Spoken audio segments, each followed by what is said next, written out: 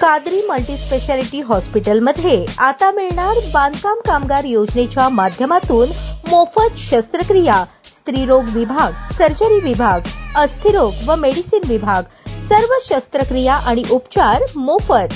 पत्ता plot number 10, Majrewadi, नई जिंदगी रोड, अथर्व मंगल कार्यालयाजवळ, सोलापूर। पालिका निवडणुका अगदी उंबरठ्यावर असताना सोलापूर भाजपात आज एक महत्त्वाची आणि अनपेक्षित राजकीय घडामोड घडली आहे। पक्षाचे माजी नगरसेवक रवींद्र गायकवाड यांनी भाजपातील सक्रिय पदाचा राजीनामा दिला असून त्यामुळे स्थानिक राजकारणात चांगलीच खळबळ माजली आहे। आज सकाळी रवींद्र गायकवाड भाजप शहर कार्यालयात दाखल झाले। त्यांनी शहराध्यक्ष रोहिणी तडवळकर यांची भेट घेऊन राजीनाम्याचे पत्र त्यांच्या हाती सुपूर्द केले। यावेळी बोलताना गायकवाड म्हणाले, काही दिवसांपूर्वी पक्षाचे ज्येष्ठ नेते केंद्रीय गृहमंत्री अमित शहा आणि उच्च व तंत्र शिक्षण मंत्री राज्यमंत्री चंद्रकांत पाटील यांनी डॉक्टर बाबासाहेब आंबेडकर यांच्याविषयी आक्षेपार्ह वक्तव्य केले। त्या वक्तव्याचा निषेध म्हणून आणि आपल्या मूल्यांशी तडजोड न करता मी सत्तेला लाथाडण्याचा निर्णय घेतला आहे, असे ते म्हणाले। पालिकेच्या रणधुमाळीच्या पार्श्वभूमीवर हा आणि इतर पदाधिकाऱ्यांनी दिलेला राजीनामा म्हणजे पक्षातील अंतर्गत नाराजीचे प्रतिबिंब मानले जाते। आता पक्ष नेतृत्व या घडामोडीकडे कसे पाहते आणि परिस्थिती नियंत्रणात आणण्यासाठी कोणती पावले उचलते याकडे सोलापूरच्या राजकीय वर्तुळाचे लक्ष लागले आहे। आगामी सोलापूर महानगरपालिका निवडणूक रवी गायकवाड कोणत्या पक्षाकडून लढण्यास उत्सुक आहेत याची उत्सुकता वाढली आहे। पूर्वी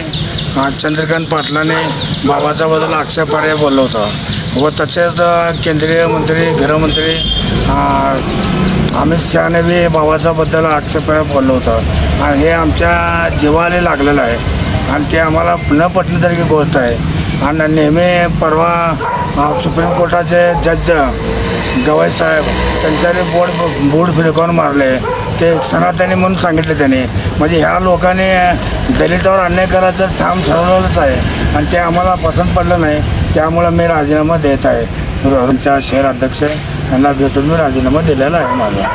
नाही कोणाची इनकमिंग होते काय त्याच्याशी मला काय घेणं देणं नाही। मी आवडगुण होतो हे लक्षात ठेवा।